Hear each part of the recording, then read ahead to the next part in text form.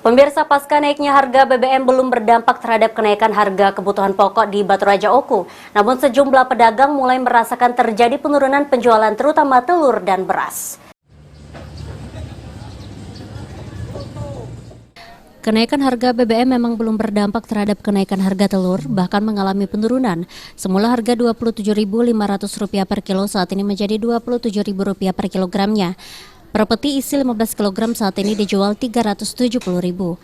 Risma, seorang pedagang telur, mengungkapkan turunnya harga telur tidak diiringi dengan naiknya penjualan, namun cenderung mengalami penurunan.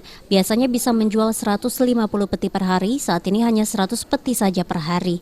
Penurunan penjualan ini sebenarnya sejak beberapa hari lalu pasca kenaikan BBM penjualan bertambah sepi. Agak menurun. Biasanya berapa? Biasa 150 peti, 120 peti, sekarang maksimal 100 peti. Apa nih penyebab turun? Oleh karena kemarin kan mereka yang masyarakat kan dapat bansos 20 biji kan, 2 bulan kan. Jadi dampak pengecaran agak sepi. Harapannya apa nih? Khusus minyak. Harapannya kalau besok jangan naik barang. Soalnya yang pembelinya agak kurang kan sepi. Berbeda dengan beras mengalami kenaikan rata-rata Rp500 per kilogramnya, yang semula Rp8.500 per kilogram saat ini menjadi Rp9.000 per kilo. Untuk penjualan juga mengalami penurunan sekitar 20%. Hal ini dirasakan Windy, seorang pedagang beras di Kota Baturaja. Agak berkurang. Biasanya kita baca jual terlalu banyak. Ya tergantung.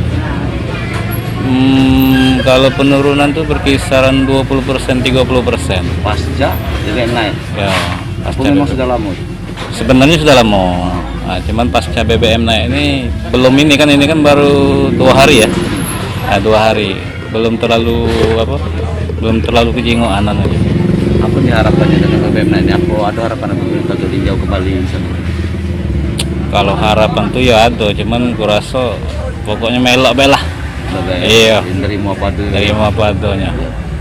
Sebab kita juga kalau masalah harapan kan pasti harapannya kan bisa stabil. Pedagang berharap pemerintah dapat memperhatikan hal ini, paling tidak pasca kenaikan BBM ini penjualan bisa stabil seperti biasa. Ari Pranika, PAL TV.